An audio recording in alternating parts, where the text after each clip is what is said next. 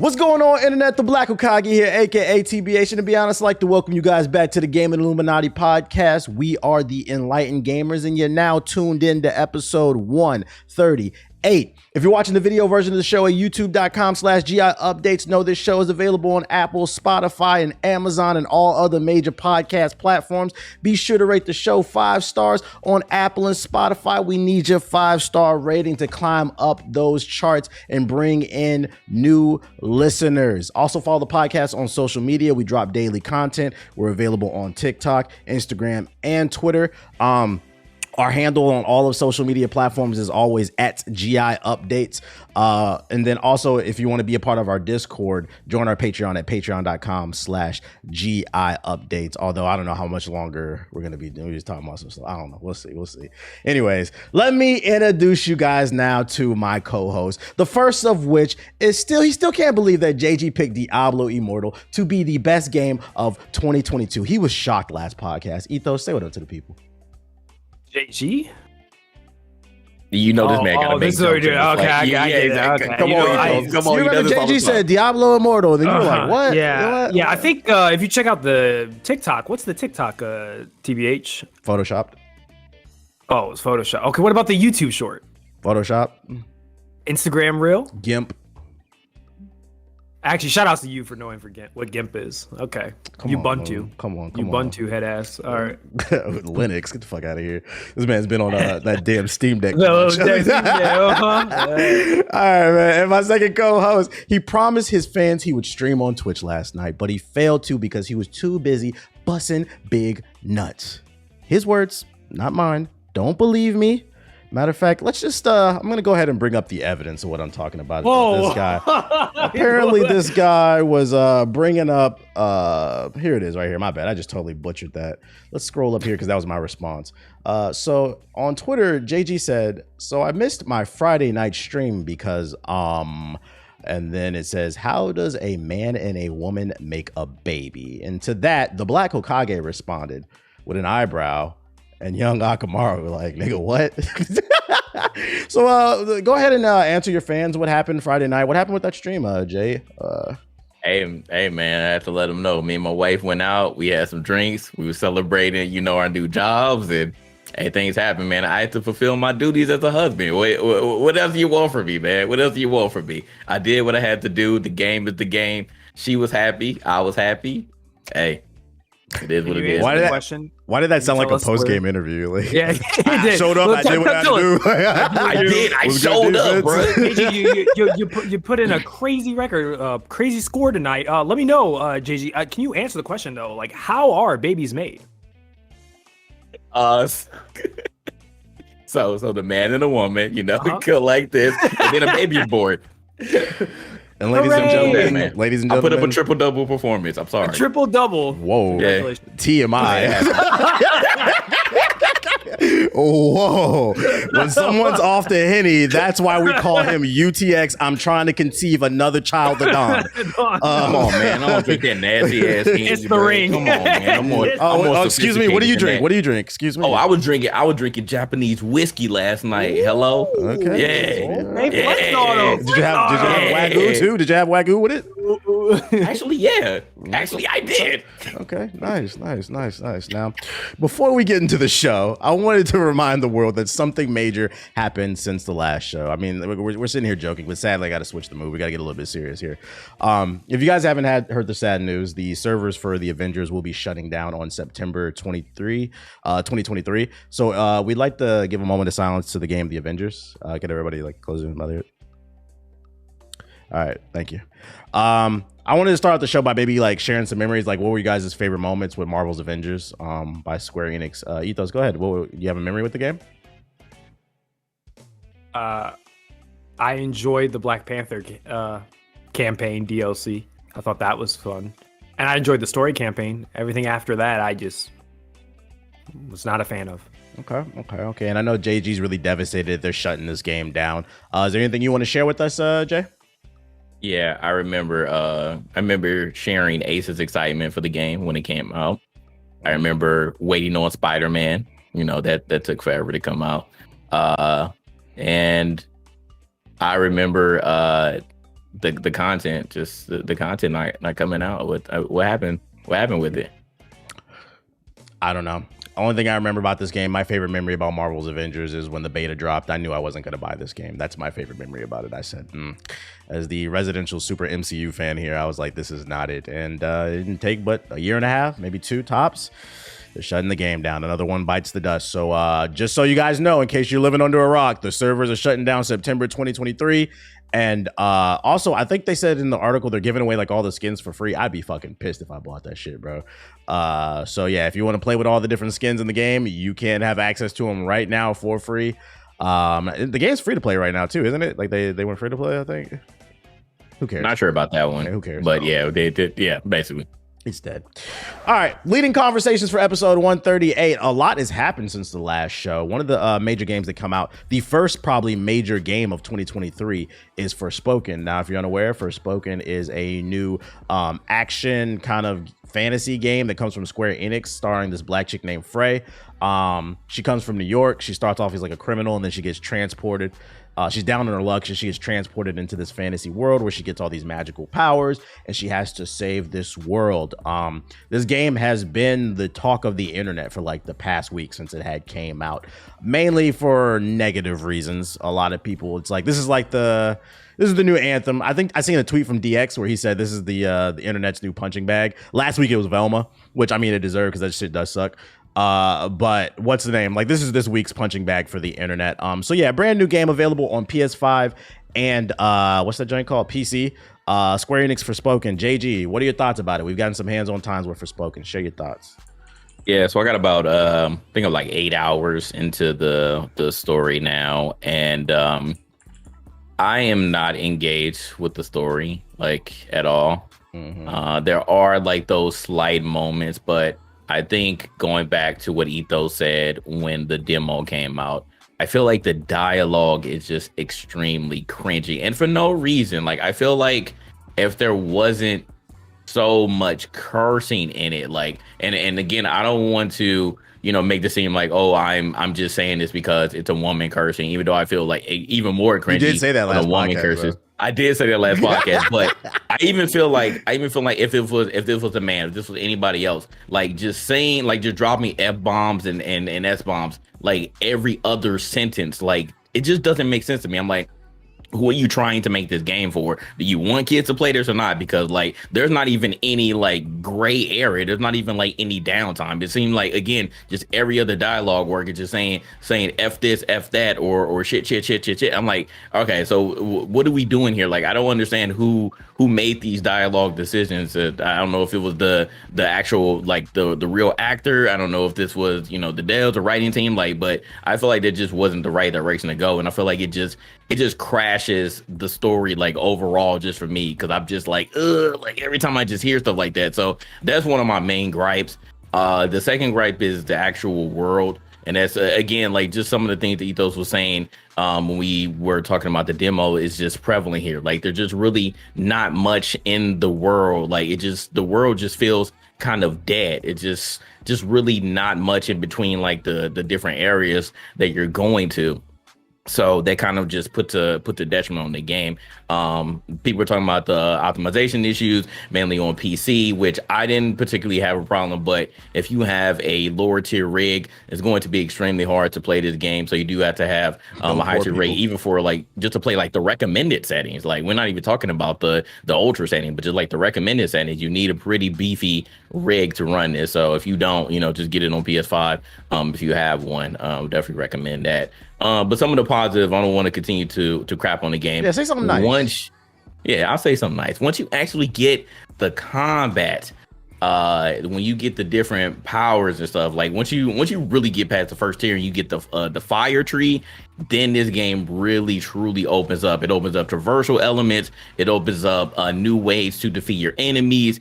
You were kind of struggling at some points with the earth powers in the beginning that you get, but once you get the fire powers again, it just opens a lot of things up. So I seen like this cool Twitter post the other day of someone just mixing a whole bunch of powers and just like absolutely decimating this random bear that they saw in the wilderness. Like that stuff was cool, just how he was just mixing up all of the different elements elements and like just doing some cool stuff. So once you actually get a hold of the combat, this game really becomes like top tier in that aspect. It's some of the coolest magic elements that I've experienced in the video game. So I'm just waiting to unlock some more of the moves to really start really start cooking. So the combat is where it shines, but the story, forget it. The dialogue is extremely cringy. So if you can deal with those, if you just care about the combat squarely, then I feel like this will be your game. But it's just literally everything else that kind of just disconnects me from this video game. And I'm mainly just playing it just to, see what other enemies I can encounter and what other magic moves and stuff that I can unlock throughout the game. Yeah, this game for me is what I be talking about, what I can't stand about the internet. There's no in between when it comes to the internet. You either Jesus or Hitler to people. And like this game is like the very definition of mid to me. And just for clarification, because here's another thing that I'm learning. This is how I be feeling. Like I know I'd be feeling like I'm out of touch. When I say it's mid, I'm not calling it trash, because I feel like when people say that, they're calling shit trash. When I say it's mid, I'm just like, it's middle of the road. It's not terrible, but it's not particularly great. Like it has some positives and some negatives. That's what I mean when I say this game is mid. I don't know if a lot of people were complaining about like the dialogue being cringy, and like the thing about that is like what's cringy is subjective to the person. So like I don't know if I 100% agree with that. I don't personally care about that stuff. What I will say about the dialogue is it's soulless. That's what I would say. There's no, when it comes to the delivery of the lines in the story, there's no inflections, there's no drama, there's no energy, no charisma. The performances are lackluster. So like, it's not even necessarily the writing for me. It's just the fact that like, there's moments where like a big monster will come after you and you'll be like, oh, that's a big monster. Like they say it just like that. Or like they're like, she's like supposed to be scared. She's saying lines where she's supposed, I'm scared. Like there's no like, I can't believe that happened. Like, you know what I'm saying? Like the delivery is just way off. But I will say the one saving grace about this game is the combat is really good. The controls are a little clunky, but once you get a hold of them and you start unlocking some of the skill trees, I'm like 20 plus hours into this game. I got the majority of like the skill trees unlocked. Once you start mixing and matching, you can do some really cool stuff. It's just, I wish they would have crafted a world that made me care about it, because it's really weird that she comes from New York and you put her in this fantasy world, but there's like nothing going on outside of like the main city. Like I don't care about any of the freaking characters. There was a point where like a character dies in the beginning of the game, and like I just had no reaction to it. I was just like, because the performances were so bad. But the combat is really fun, and then traversing the environment is really fun. It gets really fun when you unlock some of the upgrades that allow you to jump higher, as well as there's an ability. I know you saw it, Jay, because you were like, oh, I need to get that. It allows you to like zip line across the way. Once you start to be able to string things across, she plays almost like a magical Spider-Man. So like the combat's there, like the foundation is there. It's just kind of everything else is very undercooked in my opinion. And I think they could have spent more time with it. I think the truth is in the middle. I don't think the game deserves as much hate as people are acting like this is like the worst game of all time. And that's really not the case. I will say one thing about this game. Another negative is this is like, and I think I'm gonna title that in my review. This is like a pseudo Ubisoft game. Once you get into the open world, because I'm not gonna lie, and this is another negative, that first 2 hours was rough, boy. It was nothing but cutscenes. But once you get past that first 2 hours and you get into the open world, it becomes a Ubisoft. There's just shit all over the fucking map, and I'm just mindlessly running around just collecting points, kind of almost like as if I was grinding a My Player in 2K.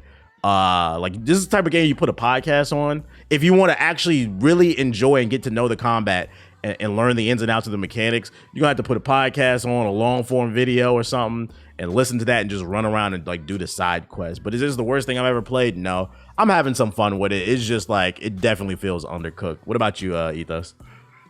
Well, I did not, like I said before, after playing the demo, I decided on not picking it up, but I did watch JG and I did watch you both play the game. And I kind of said during like what JG was saying, I was kind of saying during that podcast, like I was hoping I was wrong, like about a lot of the stuff that I was perceiving about the demo. And unfortunately, I think like JG kind of confirmed like a lot of the stuff that I was saying based off the demo seems to be just the same type of thing for the full game. So yeah, I mean, I don't really have anything else I can add outside of that. I think you guys really like nailed it. I agree with you. Like, I think some people when they hear mid, they think it's like the worst thing ever, and I agree. Like, it's Like, what do you say? Like, it's like a 6, maybe a 7 at its best, like at the best moments of the game. That would get feel it when like it's a if you have any interest, this is a get it when it's on sale game, in my opinion. I feel like I'm gonna wait till the Game Pass.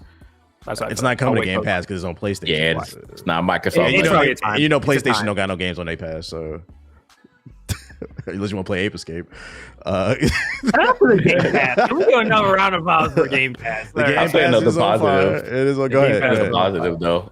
Ethos. I saw that you and some other people were thirsting over the main character, Ella Balinska, in real life. You say you was conflicted, buddy. Forspoken a 10. You said the. I said the evils of Lucy were in fact surrounding. What's the actor's name? Why are you? Forspoken. The evils of Lucy, buddy. Yeah. The evils of Lucy were definitely coming after me. She is definitely a dime. Definitely a 10 out of 10. IGN. Without a doubt. Yeah, she's definitely fine.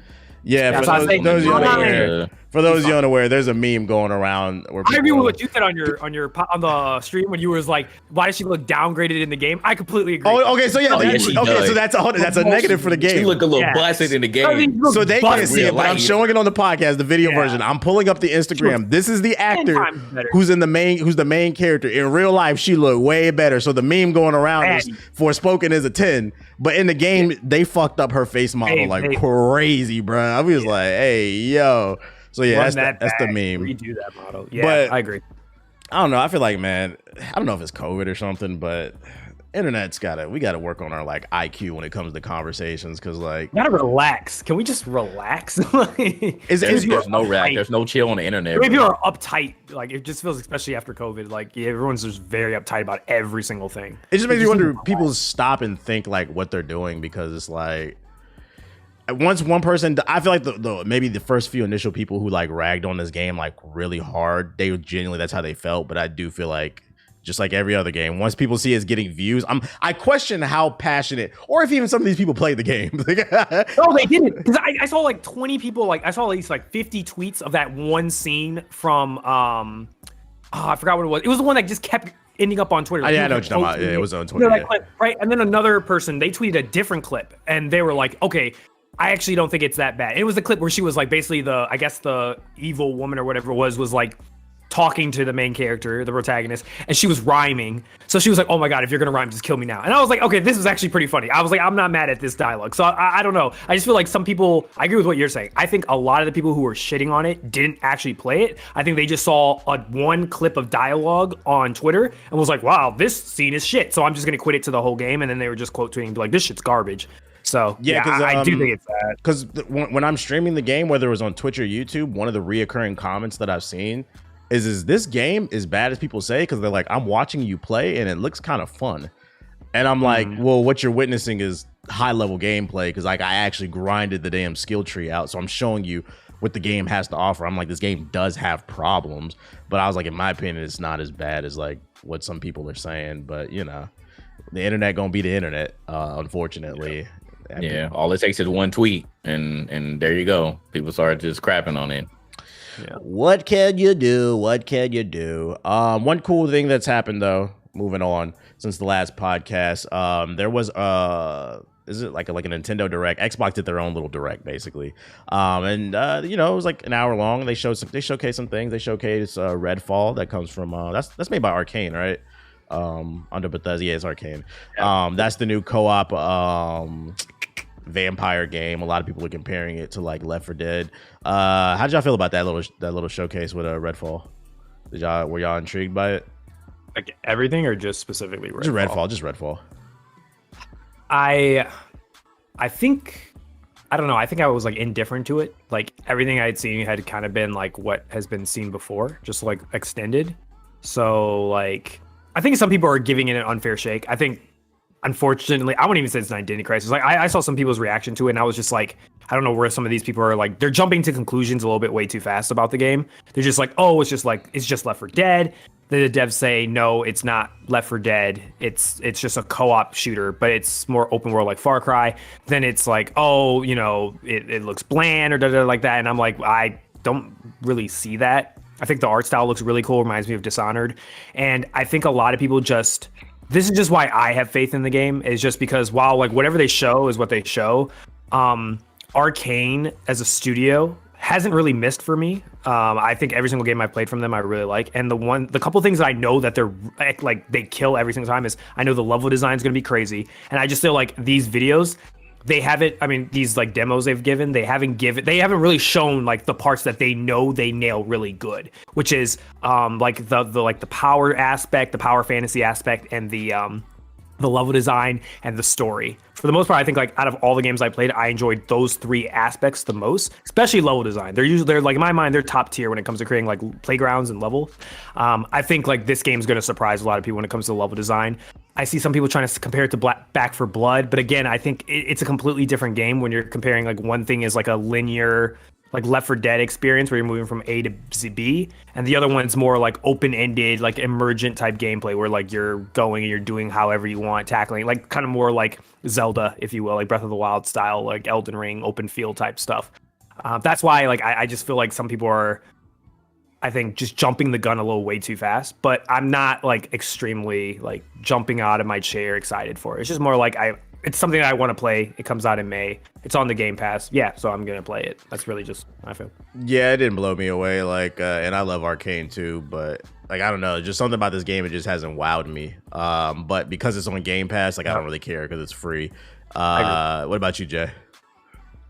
Yeah, I share the same sentiment. Like this extended trailer did not get me more excited, but I'm happy about the date. So we'll get a nice almost summer release here. So that should be fun. And again, it's on Game Pass, so it's not like I don't have a reason to not play it. So like I'm gonna play it. I'm gonna download it. I'm gonna play it.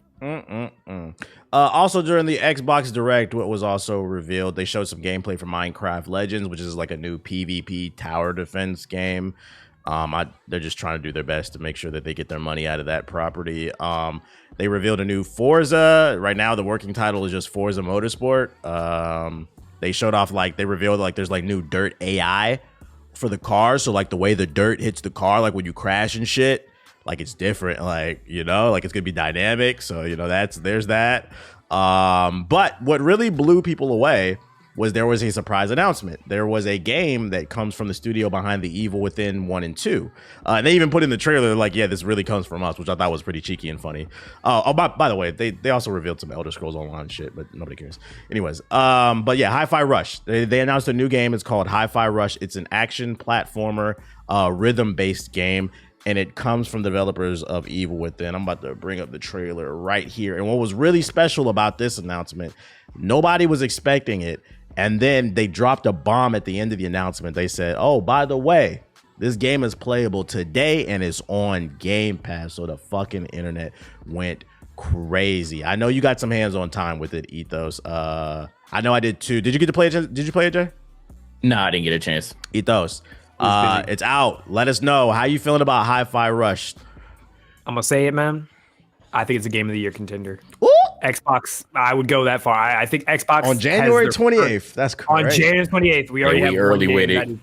I'm going to make the call here. I think it's genuinely, from what I've already played, I feel like it's a Game of the Year contender. It's I just can't believe that Xbox got a dub. Okay, I can't even describe it another way.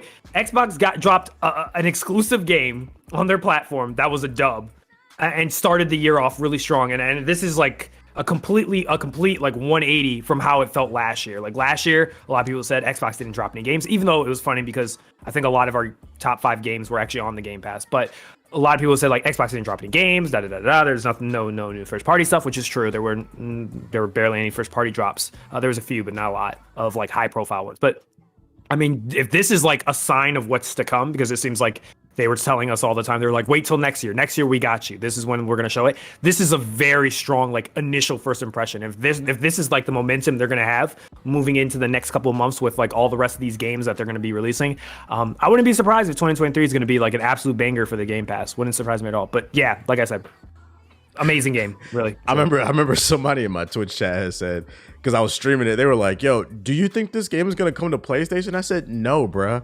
Come on, let's keep the conversation high IQ, okay? They announced this game on the Xbox Direct, and they said you can play it now on the Game Pass. That comes with stipulations to be able to be put on the platform. I was like, I'm just gonna take an educated guess. It's owned by Bethesda. Yeah, I'm gonna take an educated guess. That shit belongs to Microsoft. That like, and Bethesda, like, it's not coming to PlayStation, bro. Yeah. This is I was gonna say, this is that thing that I was talking about for a year, like a couple years now. I've been saying for like 2-3 years. Like once Xbox started like buying up all these studios and stuff like that, and people were just like rushing them, like there's no games to play, there's no games to play. Like they kept doing this year and year and year. And one thing I kept trying to tell people was like, you got to understand, games don't get built overnight. And it's like when you have a big amount of like brand new people coming in and stuff like that, it takes a while for them to get the motor going and start to like put out quality titles that need to match their competitors, like what Nintendo drops and what Sony drops. And if this is like a first example of what they've dropped, and the best part I love about it, it's a unique, creative game. It's not trying to copy The Last of Us. It's not trying to copy The Last of Us. It's not trying to copy Zelda. It's something unique and creative, and that's what I love. It's like it's just something that's different, which gives them extra kudos, extra points. Yeah, I'm gonna go ahead and back Ethos and say, because like Ethos was the first one to play it out of all of us, and he put it in the group chat. He's like, I'm not gonna hold you. I was like, this might be a game of the year. I'm like, bro, get the fuck out of here. It's January, bro. It's January. Get the fuck out of here, bro. And then I booted the game up. I'm like, okay, this is fun. This is cool. I'm liking this. Like, it's vibrant. It's platforming. Like, I enjoyed the first level. I've only played the first 2 levels. I beat the second level, and at the end of every level, there's a boss. The boss fight at the end of the second level, I was like, all right, this is a game of the year. I was like, this felt like a labor of love. It's so stylish and unique, and some of the mechanics, the rhythm-based stuff is really cool. Once I started to understand it, like the game plays like a mix between like Devil May Cry and what's that rock game you were talking about? Metal Hellsinger. Yeah, and then on top of that, you have platforming in there like Mario. So it's like these three things like had a baby. So you can pull off some really cool combos. And also, what I also really like about the game is it proves who does and doesn't have rhythm. And the game, the sidekicks, the cat's name is 808. How can you not like that, man? It's a music-based game. Yeah, like 808. Stray Cat has been defeated. You know what's crazy? I was playing the game. I was like, yo, this could be like a Saturday morning cartoon. Like this could spin off and become like its own. The animation is so fucking fire in this game, bro. And it's only 9 hours. It's on Game Pass. I'm like, damn. And like it threw me for a loop because I'm sitting there grinding Forspoken. I'm like, fuck. And I gotta play this. Hogwarts Legacy is coming out like in a couple weeks. I was like, nah, I'm running through these goddamn games, man. I was like, 2023 might be even better than I thought. So like, and also just be clear, it's available on PC. It's on Steam too. So if you don't have an Xbox or like Game Pass, you can still buy the game. I don't know how much it's going for, but like, based on budget, it's not expensive. It's not. I don't think it is because it's not a long game. I looked it up on how long to beat. It's only 9 hours. I can't recommend enough already. Like it's definitely worth playing if you want a new like action game that's linear. It's got a little bit of exploration, but like it's a pretty straightforward game. It's not gonna hog up all your time like Forspoken. It's $30, by the way. It's a budget title. $30, $30, but it doesn't look like a budget title. It's very. If you like anime, you're gonna love this game. I'd tell you that much. Xbox needs to like immediately use this as a mascot. Like they need to start pushing this thing in their marketing like as fast as possible. 100%. Yeah. Side note: how do you all feel about surprise game releases? I love it. Got me excited. Threw me for a loop. The Beyonce album drop style. Like I wasn't mad at it. We're at what? Like this is now the second time a game has done that. The first one was Apex, right? I think Apex did it. Yeah. And then they did it. I think so much discourse about games gets screwed over and people can't have proper conversations about games because of like the hype of marketing of like year upon year upon year upon year.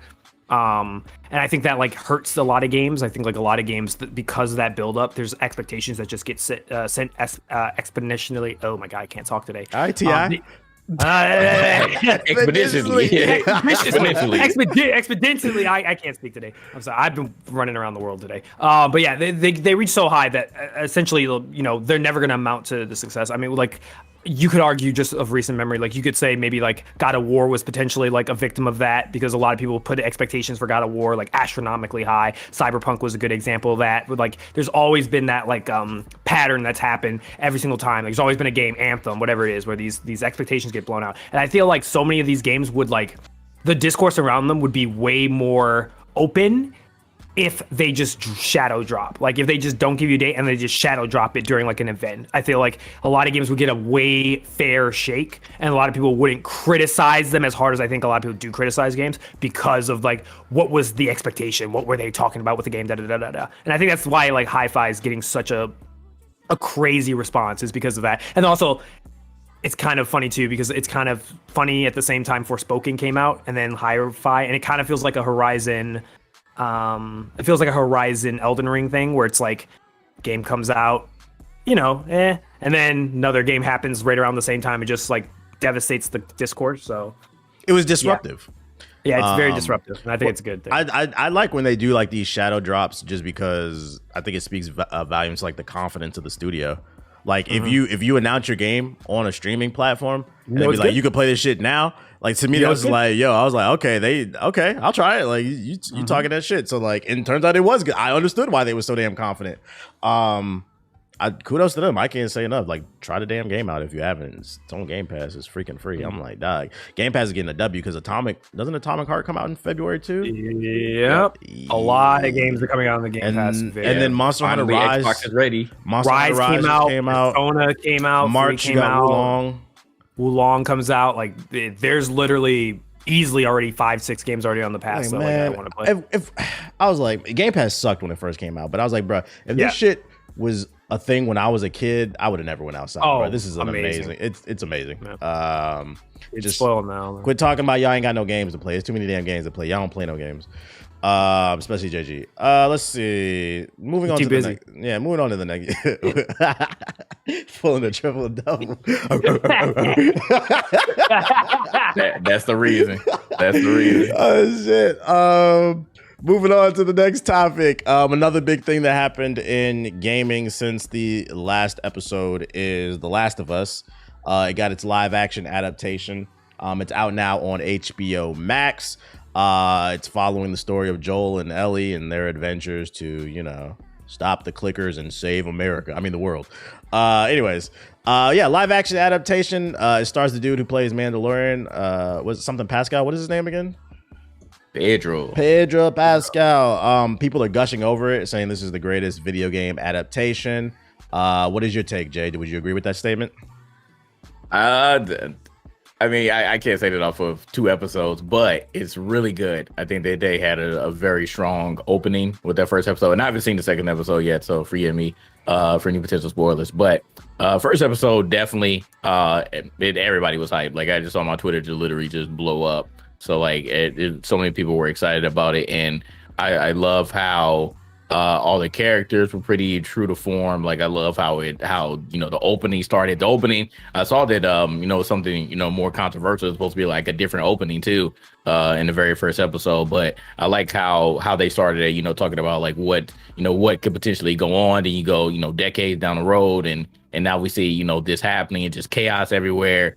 So it was really good. It was a really good start, and so many people were up on this, and I'm definitely excited to watch the rest of this season, and hopefully season 2, whenever that comes out, hopefully that that doesn't renewed for it too. By the way, yep, already. All it took was 1. I mean, we knew it was going to happen anyways, but all it took was literally 1 episode, and they already be ready for it.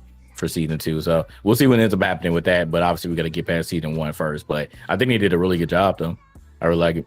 Yeah, the acting is on point, like the kind of special effects, like the visuals of it all, it's good. It is a really good live action adaptation. But I feel like because like everybody's like gushing over it, I don't want to be like a party pooper, because like a lot of people were saying like, oh, this is the best video game adaptation, and I'm like, well, what's his competition? Sonic the Hedgehog? Like I don't know, like it follows the game to a T. And for me, I guess I'm different in a sense that like I want to see them do a little bit more. They did at the beginning with the foreshadowing thing, but I'm like, if you played the game, which most people who are watching have, I think they're hoping this show attracts more people to the game, which I read that the sales are going up on part 1 on the PS5, so I guess it is working. But like if you played the game, the foreshadowing didn't really do anything for me with the men who were talking in the 60s like, oh, I think it's not a virus, it's a mushroom or something, whatever the fuck he said. I'm like, I would, the fungus. I would like for them to do not just go 1-to-1 with the game, but add some extra context. Like one example I give is like, you remember in the game how Joel's brother was like doing his own thing at the dam, and then eventually like you run into him. Like, what was he doing that entire time before you run into him? Like, just give me like some different angles that offers me something different, something to entice me to watch other than the fact that they're doing like the game. Because if it's just the game, it's like I already beat it. I already seen the story. So I just want like something a little extra meat on the bones. Like, you guys remember in Sonic Adventure 2, you could play Sonic's story, but then you could play Knuckles and it gave a different angle. It's the same story, but it gave a different angle. I just want to see different perspectives that add a little bit extra meat to the bone. That's like my one critique, but it is good. Don't get it twisted. Very high production. I'm actually surprised that it is this high production with all the drama going on with Discovery and gutting HBO Max. It is good. Watch it. What about you, Ethos? I'm glad you said that, so now I don't look like a hater. I completely agree with you, TBH. I think that's literally my entire take on the entire show. I think it's definitely good. I'm not even going to sit here and act like, oh no, it's meh. It's really good, but I agree with you. I think them just retelling the game itself, story of the game itself. Granted, there are extra scenes and there is additional context here and there, everyone like in little places, so that's cool. Granted, I feel like maybe I should have just played the part 1 again, just one more time, or maybe I should have just picked up part 1. But if I just feel like I need a little bit of a refresher just so I can remember everything. Because some scenes I'm like, I don't think I recall this in the first game when I played it, but then other parts I'm like, oh yeah, I definitely recall this. So I was a little worried about the pacing originally when I watched the first episode, because I was like, okay, how long is it going to take for them to do? I thought the whole first episode would have just been the past before they go to the present. And I'm glad like they did it faster. So like, okay, that's good. I was a little concerned. That's what I was really concerned about. But once I saw the pacing, I was like, all right, good. But I do agree with you. I think for me, I think it's good. I think it's really good. Is it the best one? Me personally, I agree with you. No, just because what you said, and it's just a pure preference point. Like for example, I think my favorite 2 right now is like Arcane and Cyberpunk, and I don't think Last of Us right now has hit that for me yet. I think for other fans it definitely has, but for me I don't think it has, simply because I liked Cyberpunk because Cyberpunk was what you said. It was an extended property of a show that bases it in the universe of Cyberpunk, but it's not a retelling of the video game. It's instead a complete different cast, different characters. Even at a MCU different time movies, they don't follow the comic books exactly. That's why it makes them that's what made fun. it cool. That's why people are mad. Yeah, and that's what made it really cool, was because like, I could still watch the show and I'd be like, oh, I know that reference. Oh, I know that. I actually know where that actually is in the game. Like, so you felt like, involved and immersed in it, but it still introduced you to new things and new people. And that's like really good. But with this one, it's kind of like, I already know all these people. I know Marlene. I know this. I know what's going to happen. It's too predictable. But like, yeah, and I know what's going to happen. So I'm kind of like, I don't really feel like there's a lot of crazy excitement except for like seeing stuff that was in a video game in real life, but the video game already looks photorealistic. So I'm like you know what I mean? And the reason I can't stress enough I like this show, but the reason I bring it up and I feel like it's a valid criticism is because they've already renewed it for season 2. And we all agree, most people will say The Last of Us 1 is a classic.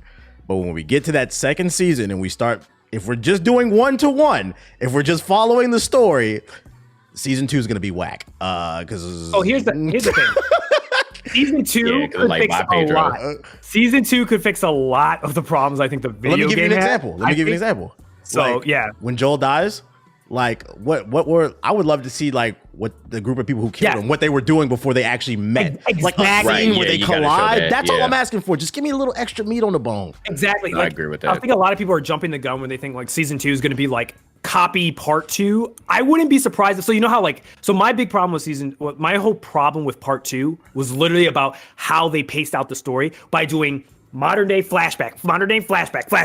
Like, I hated the pacing of part 2. That's what I really could not stand playing that game.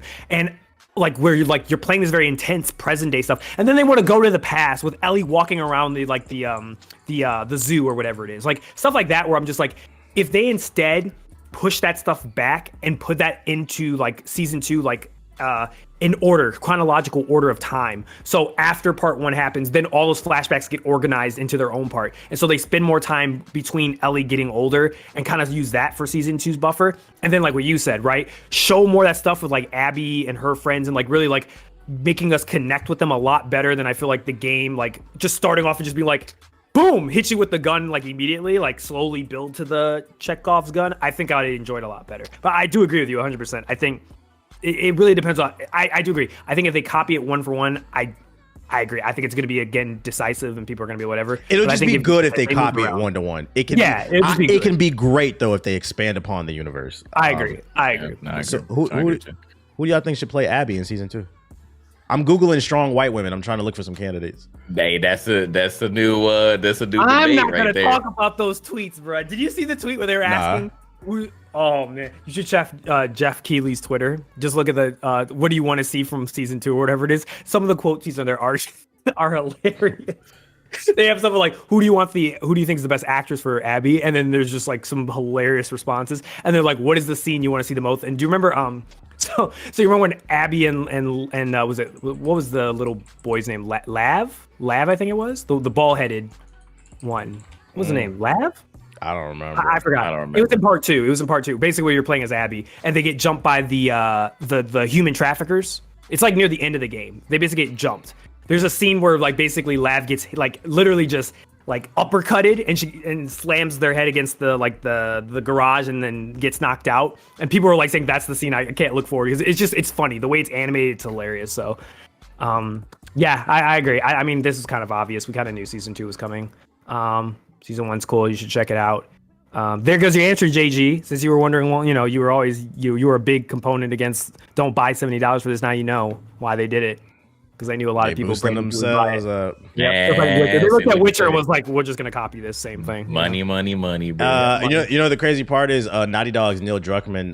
There's an article that just came out a couple of days ago. I didn't put it on the notes. I don't know if y'all saw it, but they said The Last of Us Part 3 might not even actually happen. So like, is this show supposed to just end after Part 2? Because here's another problem, right? We all know corporations love money. Yeah. If those subscriber counts is going up on HBO Max thanks to The Last of Us season 1 and 2, they're gonna want more of it. But if there's nothing to pull from, and this is why they got to work on expanding the universe now. Like it could become a conflict of issue with the corporations and Naughty Dog's vision, because they said they might not even make a Part 3. Speaking of corporations, JG. Yeah, so shout out to RQ Agency and HBO. It seems like someone has been watching the podcast. Hey. So we got on HBO's radar, and actually right before the premiere of the first episode of The Last of Us on HBO, we got reached out to and got some nice gifts from HBO to celebrate The Last of Us, and everybody was like gushing over that jacket, bro. Like I didn't even like personally, it's not my style, but so many people like their freaking jacket. So we got like a jacket, we got a nice backpack, some stickers. So, but everybody was just gushing about the jacket. Like everybody wanted that freaking jacket. We got a beanie too. So again, huge shout out to you all at HBO, RQ Agency. I'm glad that we are on more people's radar. We want to continue doing what we do, and it seemed like we all, enjoyed what's been going on with The Last of Us so far. But we always gonna tell it straight. So we're hoping we ain't got nothing to do with the RQ Agency, but for HBO listening, I hope that you all can get this right. Neil Druckmann, don't mess this up, bro. Like you have the power to change the story, bro. For Part 2, you got the power to change the story. So we just want to see, some slight tweaks, but we think you all got it. But we're enjoying it so far. We're entertained. What other podcasts get free shit from the show we talking about, and we still kept it real? I'm just saying. I'm a huge Last of Us critic, and look at me. Look at me now. Yeah, he knows about to get beat up, bro, about Part 2. Yep. Which, by the way, like you said, clearly we got some eyes on it. That's because like the numbers on the channel, like the subscribers been going up on the GI channel, the views been going up. Shout out to y'all, man, hitting the like button, showing up, listening. We appreciate y'all, man. Y'all really helping grow the platform. Hit the like button if you haven't already, or rate it 5 stars. Also, one last piece of good news that comes from Naughty Dog. Naughty Dog also said that what's the name? They're moving on from Uncharted. They're kind of tired of making the games. So I was like, thank God, maybe we can get a Jack 4 or something else. This man TBH for the longest has been the biggest Uncharted hater. Like this man, every chance he gets, he hates on Uncharted, and he made so many people upset. So I know my man was the meme. You could be either the meme or the dude posing next to the the funeral posing next to the tombstone, or the dude who was at the funeral. Let's get something straight. Came to the funeral. I'm not gonna allow you to push false false narratives. Let me clarify my stance. All Okay? right, go I ahead. am not an Uncharted hater. Matter of fact, I've been on record saying I really enjoyed Uncharted 4's multiplayer. Okay, let's get something straight. What I can't stand is Uncharted fanboys and that community. Uncharted fans are like Knicks or Lakers fans. They don't actually watch basketball. Like, they don't actually play games like that. Like, so when they do, they play Madden, 2K, Call of Duty. So when Uncharted comes out, it blows their mind. Okay, but it's really not. It's a generic third-person shooter with a bootleg Indiana. It's okay. It's like a solid exclusive, but it's not that freaking great. Jesus Christ, grow up. Play Mass Effect. Anyways. It's an okay game, but like, y'all be gassing that shit up. It's a generic third-person shooter. And newsflash, The Last of Us is the same exact game as Uncharted. The only difference is Nathan Drake kills humans and Joel kills clickers, but the gameplay's the same shit. Ooh, one's got crafting. They've been making the same game for the last 10 years and y'all gassed them up. Naughty Dog's on the clock. You can climb mountains. Oh yeah, and Last of Us 2 had grass. It had tall grass. Naughty Dog's been making this between The Last of Us 1 and 2 and Uncharted 1, 2, 3, and 4. They've been making the same game for the last 15 years. Wake up. Yeah. Anyways, I would like to see Jack 4. I would like to see or a new 4. IP. I would just like to see Naughty Dog. I would just like to see do Naughty Dog something different. Just try something different, please. Look at what happened with Hi-Fi. These dudes did horror games. They did. I would have horror never games. expected that from them. They made an action banger. Please, please. We believe in you. We know you're capable. Yeah. We know you can make greatness. You can make more greatness. Make something new. I don't care. Do something different. I saw you post on Twitter your Steam Deck. You had the Dead Space remake. Yeah, you were showing it up because I feel like people who own Steam Decks, they spend more time showing off the Steam Deck than I played the game. I played the game. Oh, okay. Yeah, okay. So yeah, the Dead Space remake came out since the last podcast. I ain't played it because I played all 3 of the original ones, and by the way, my favorite horror game. So I think I'll get it when it's on sale, but I'm not in a rush to play that. What's your take on the Dead Space remake, Ethos? Amazing. Another Game of the Year contender. It's a remake? I would give it to it because it's just this is why. Okay.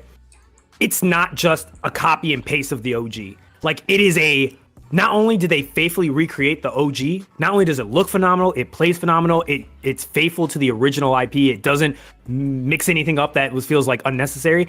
It fixes every single flaw that the first game had. Pacing wise, story wise, like, it fixes literally everything. That any complaint that you had about Dead Space 1, it fixed it, and then it expanded. So, you know how, like, when you played the first Dead Space, right? You'd say, because you played TBH. You know how, like, people said, like, it was very linear, right? Yeah. Like you started in. It's not like that anymore. You can go at any point, any part of the ship, at any time. As long as you have the unlocking credentials, you can go there now. So you can backtrack, you can go grab something, you can go do this. And because of that, they've now expanded it. So now there's exploration in the game. So now it's not just linear, go down Hall A all the way to there and then play it. You can now, like, go off to side areas, and there's side quests now in the game. That, like, this stuff was never in the game at all. They completely added brand new content. So all it is it mastered everything that the first game did, and then gave you more of it, more lore, more story, more additional content. And then, add on top of this, they threw the director that was in Left 4 Dead, they threw that into the game now. So now the game is dynamic. So when you're backtracking and stuff like that, you won't get the same thing that happened in the first game. So now the inspector or the director, it can react to how you're playing. Like, how much ammo do they have? Are they running through it really good? Are they doing good? How's their health? I heard there's new dialogue in this game too, like new story. There's new stuff. There's new cutscene. There's new dialogue. Like, and none of it hurts the game. It just makes the game even better. That's the only reason why I'm willing to give this remake like a Game of the Year contender, because, like, they did more. They didn't just redo the wheel and then make it look fancy, put rims on it, right? Like, they really, like, they changed the entire game, or not changed. They updated the game, they modernized the game, and then they added more to it of, like, comic conventions and even more cool stuff, more outfits, all that sort of stuff. So, like, I mean, I'd go further to say, like, this is a dub. Like, this is a huge EA dub. I think EA's been on for the past couple of months. Like, they've been dropping actually, like, games I've, like, been like just surprised by. I'm just like, my expectation was here, but they, like, surpassed every expectation I've had for, like, a couple of the last releases. So this is kind of like this is going to be like another, like, Final Fantasy VII situation. Yeah, it's like a 7 totally remake. different game. Yeah, I feel like it's a 7 that's a good comparison. It feels like how when you played Final Fantasy VII Remake and you were just like, wow, like it feels like that. So, and it's weird because it's only like a decade apart. So, the old Dead Space still looks good. This one, like, it feels really, really good. And I've watched a couple of, like, I was watching JoJo streaming it. Wow, once in a lifetime. He was streaming it. I was watching him play through it. He's like an expert. Like, he's beaten it on hard. He's beat it a couple times. So like he's like playing through it, and even for him, he's just like, wow, like he's kind of blown away playing it. And this is like a veteran of the game series who's like playing. It's just like, wow, I'm like very impressed. It's damn near flawless. It's really good. It's one of those games that's like, this feels illegal. Like, it's that good. So, A, like you said, the game's only 10 years apart, and it was already a classic, so it's kind of hard to fuck it up. And B, no, if anybody could fuck it up, EA could fuck Damn. That's what I was getting at. And B, I'm still not picking it up until it's on sale because I refuse to give them $70 because I have an agenda. I will not forget what EA did to Visceral Games. Fuck them for that. Battlefield Hardline was criminally underrated. You ruined the franchise with Dead Space 3, and then you want to come back and make a remake and try to rub it in my face? No, I got. And Visceral didn't even do it. Well, granted, the person that made Dead Space, he couldn't even make a good Dead Space. Well, yeah, that's where we're getting at too. Crazy. well, it was one of the co-founders of the studio. It wasn't him. Well, no. He is arguably, from a development standpoint, he is like one of the masterminds. It was like him and I forgot the other guy, Condry. They were the two masterminds behind the idea behind Dead Space. So if any people could have recreated it, it was those two. And I don't know. He messed up. So and the worst part is, I don't know if I put it on the show notes, but I don't know if you saw the news. But apparently, a lot of the developers on the Callisto Protocol did not get credited in the game. So like, imagine you busted your ass and you're not even being able to update your resume. Like, that's crazy. That's a damn shame. That's a damn shame. My take is, if you contributed in a game in any form or fashion, I don't care. I don't care if you did 1 pixel on a character. You should get credited. Yep. I agree. At least let people know if they go ahead. Yeah, before we move on, also shout out to our boy Khalif. He got an Easter egg in the game. You got a link to that so I can show it? Yeah, Ka can cook. Yeah, I can link it. But yeah, this has been for all the people that don't know, there's been an ongoing battle between our good friends Khalif Adams and Paris. They have been battling each other constantly over who can cook. And this all started because Paris posted some ribs and Kai had to get at him. Oh no, I found it. I responded, so I got it. Okay. Go ahead, finish what you're saying. So this has been a yearly debate, and I gotta admit, Kai was on the ropes because Paris embarrassed him at the Xbox conference because he put Kai can't cook on the Xbox controller. So Kai's been done for a minute. So this is a good win for him. Crazy, bro. The level of disrespect. I want to know who he talked to get into that game. We need to get some GI memes in the game, bro. Like, imagine you walking down a Dead Space corridor and you just see something on the wall. Acknowledge yourself, like GI versus everybody. I know what a dagger is. Has blood on the wall. There's nothing at East 120. Like, that should be funny, but yeah, that's Dead Space Remake. If you're looking for another game, we just listed 2 games that are great at the top of the year, worth playing, and then you got Hogwarts coming like in a week or whatever after this podcast. We going crazy with the podcast this year. I don't know if y'all played it, but I got to play it since the last podcast, Bayonetta 3. I finally found the cables to my Switch and I was able to put it in. Did either one of you two play this game? No, sir. I played it, man. Oh, man. Bayonetta 2 is one of my favorite games, but I don't know. Like, I like the game, but something is just off about Bayonetta 3. First of all, it's ashy as hell. We need a new Switch, man. It just does not look good. It's sad to say that the best version, allegedly, is playable on PC of Bayonetta 3. It just does not look good on the Switch. It's really ashy. It looks like a Sega Dreamcast game. The opening sequence reminds me a lot. I keep bringing up Sonic. I don't know why, but it reminded me a lot of Sonic Adventure, like when you're like in the city and stuff. I'm like, why does this look like a damn Dreamcast game? The combat is still fun as hell. I'm enjoying that, and the story is actually sensical to some degree. Like, I'm able to follow it. But like, it's just so hard on the eyes and the performance isn't that good. It really takes away from it. I would really like to see Nintendo give this up and let them put it on the PC or like Xbox or PlayStation, something, so they can do this game justice. Also, I'm not sure how big of like a fan base Bayonetta has on the Switch, because Nintendo, that's like a different audience. I don't know, but it's based off what I played. I'm like maybe 3-4 hours in. It's not as good as Bayonetta 2, but it's still a good game if you need something on your Switch. Just I'm a little disappointed of what I played. I was like, I don't know, man. What about happened? what about your experience with Hogwarts? Oh yeah, I can talk about that now. Yeah, you can. Yeah, I dropped the video, but if you haven't seen the video, I got to play Hogwarts Legacy early. This game is gonna piss off a lot of people. There's been a lot of discourse around it, and the reality is you cannot deny greatness. That's kind of like always been like people are gonna be mad because the game is good. So I think what's gonna happen is you're gonna see a lot of people jump ship when people see other people having fun with it, because you know that FOMO will be kicking in. I can't tell you how good the game is gonna be because I only got to play for a couple hours, but I can tell you at bare minimum it was good. Based off what I played, it felt like it's gonna be at least a 7 or an 8, probably like an 8. Like I'm just trying to be cautious about what I say. But like it felt good. It was fun to cast the spells and like mix and match stuff. I was really impressed with the being able to fly wherever I wanted. I did notice, I was playing on PS5. I did notice that like it would chug just a little bit. Like you could tell the game was like loading, but it was doing its best to keep up. It wasn't anything that was like terrible. So like I was really impressed that you could like fly everywhere. I was surprised the combat was fun. There was like stealth elements in it. The character customization was good. How depth is the combat? Like, do you feel like there's a lot of there's like maybe some more depth with more additional content that's hidden, or? Yeah, so first and foremost, like characters can like throw up shields, and you got to use the correct spell to drop their shield to be even able to damage them. And then once you do that, you have like, you remember like in Dragon Ball Xenoverse, or pretty much like any like modern game, like you hit a trigger button and then you hit the trigger and then like square, and that'll do a spell trigger, and then like triangle. There's core. So you have 4 spells one on each button, and you can have 4 different kits. So you can have up to 16 spells. But they told me there's way more than 16 spells, so there's a lot of different kits that you can. Everybody's kit's gonna be different, combined with the fact that there's all the different factions. I don't know shit about Hufflepuff and Ravenclaw, but and I had asked him, I was like, yo, I'm actually surprised by the amount of variety and the different spells that you can do. I was like, this would be fire if you guys had PvP, because like there's so many different things. And they were like, that's not in the cards for right now. I was like, oh, okay. Well, I was like, just put it out there. Like, I don't know shit about Harry Potter, but I know a lot of people that are asking about multiplayer co-op, and I'm like, guys, remember, we just had Gotham Knights. We just had Avengers. We just had Anthem. We just had Suicide Squad. Remember how people reacted to that leak? I was like, do you really think, if it was co-op, did you really want a live service Harry Potter game? And then I'm like, let's relax. Let's be happy that this is a single player. The production is top notch. Like I don't know, I don't know shit about Harry Potter. Everybody who's listening, I did not grow up. Yeah, it was very immersive.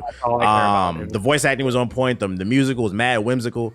The textures looked good. The only thing I can say about like the visuals and like the production is it reminded me a little bit of a Horizon, where like the eyes kind of were like they weren't like looking at each other, so it was kind of weird. But other than that, the production of as a whole was it's looking like it's gonna be a good game, and like I was impressed. I was like, I'm gonna play it. And what was really cool about it is they made sure they really loved my perspective, because they were like, we made this game for people who are not familiar with Harry Potter. And I was like, I don't know anything about it, but I was like, I enjoyed it, and it was like, we're glad. And there's gonna be tons of lore and storytelling throughout that's gonna kind of ease people in, because they were aware that like a lot of Gen Z people didn't grow up with this. So this game is to usher in the new era of Harry Potter. That's what they specifically said to me. There's going to be a lot there for people who are fans if you want to deep dive. But if you are new and you're not familiar with the property and the game just looks cool, they said they made this game for you guys too. And I was like, great, because I'm one of those people. Cool.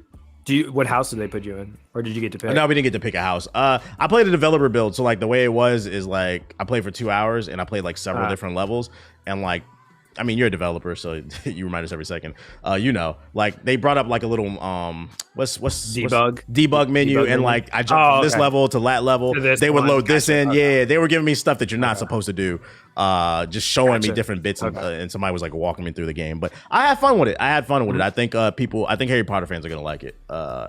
And once again, this is coming from somebody who knows shit about it. Well, yeah, that's the whole problem, because they are Harry Potter fans. We shall see. We shall see. Because they're Harry Potter fans, they might not like it because whatever, bro. I don't care what nobody say on the internet. You can't stop me from you can't tell me how to spend my money, bro. Motherfuckers pick and choose what they want to be mad at. I'm gonna play what the fuck I want to play. I feel that. Anyways, what was I about to say? Oh yeah, we were talking about Bayonetta 3, then Hogwarts. Moving on to the news. Ubisoft is in trouble. Apparently, they're strapped for cash. Again? Let me tell the fucking story, guys. Damn, like sad news. This is like Nintendo again, bro. We're on sad news. Every time we get just add that music. Let me tell the story. Fucking Ubisoft is apparently strapped for cash right now. Like, apparently the CEO of Ubisoft had like a company-wide meeting, and the gist of what he said is, if you want this company to succeed, it's up to you to put in the work. And like, it pissed a lot of people off. Like, they thought he was gonna give some motivating speech like, yo, I really need you guys, I got your back. This motherfucker said this is your fault and you need to step up. So basically, for those of you unaware, Ubisoft is strapped for cash. They delayed Skull and Bones for a millionth time, and they canceled 3 games that they never even announced. And they said they want to focus on creating like bigger properties. What the gist of what I got out of it is, it sounds like that Star Wars game that they haven't revealed yet is like their focus, and they're hoping that that's going to make them some money, because it's sounding like it's not looking too good. And to add insult to injury, this is what's especially funny about this story. I found this out from TikTok. And I had to do some digging on this shit. So did you guys know that the reason Skull and Bones even still is in development is because, and this story backs up what I just said about Ubisoft being strapped for cash. Did you guys know the reason Skull and Bones has not been canceled is because apparently the government of Singapore helped fund Skull and Bones at some point, and they said, Ubisoft, no. We don't care if you think the game sucks. You're gonna finish the fucking game and you're gonna put it out because we invested in it. I'm like, and this article came out in 2021. I was like, how did I miss this shit? It's not looking good for Ubisoft, guys. It's not looking. And they're getting bullied by governments to finish the games. I didn't even know this was a thing. The government invested in the. Well, first of all, why did they invest in Skull and Bones? So, like, what? I know, out of all the games, out of all the Ubisoft games. Oh my god! But that makes sense though. That makes total sense, right? Because we didn't hear anything about Skull and Bones for years. We thought it was dead, right? And then all of a sudden it comes back. And they're like, oh, we're going to release this in November on the same freaking day that God of War Ragnarok comes out, right? So they just messed up there, and they're like, oh no, okay, we're going to delay it again. And then they're going to delay it again. But this is the reason why it's still around and it just won't get canceled, because I highly doubt that the CEO at this point, especially after saying what you just said, that they're strapped for cash, would want to keep this game alive after so many years when this was supposed to literally just be an expansion of Black Flag. Apparently the issue with Ubisoft is nepotism. I mean, a lot of corporations. I believe the last name of the CEO is Guillermo or some shit like that. It's some French shit. And apparently the biggest stockholders, it's a publicly traded company, but apparently that family that created Ubisoft, they own the majority of the stocks, and they keep putting people in place that are not qualified for the job, and it's led to this crazy downfall. Now, I'm not gonna lie, I'm a shark. So like, if I'm Microsoft, I'm looking at this like, we might be shame if you we might be able to get them for the cheap, yo. Because remember, they're looking for that third Infinity Stone. Like, we might be able to get Ubisoft for the cheap. Nobody say yesterday's price and not today's price. That applies here too. So, jokes aside, don't be surprised if like a story comes out in the next coming years, like Ubisoft could collapse, because from the way it's sounding, they are hurt for. They need a win. They need one of these Assassin's Creeds. They need the Star Wars game to take off. Well, at least they're happy about Avatar, because Avatar made $2 billion. The Avatar $2 game billion. out. But that's the movie. That's the movie. The game though has. But that's a good sign that, like, because I think the big thing was like no one cares about Avatar. But I mean, it making back $2 billion plus shows that that's not true. People do care about Avatar still, the IP. So maybe that's a good sign to be like, okay, there's definitely an interest in the video game or in the IP. So maybe that means, sales, we can look higher up because the movie was well received. Which is they got to show some gameplay first. I wouldn't bet on that Avatar game too, because I don't know if the Avatar audience, the people the casual video gamers. Yeah, like did you say your wife loves Avatar, JG? Do you think she cares about the game? She plays the Switch. Yeah, she does play the Switch. I don't know. I guess it would depend on what type of Avatar game it would be, but she might. Okay.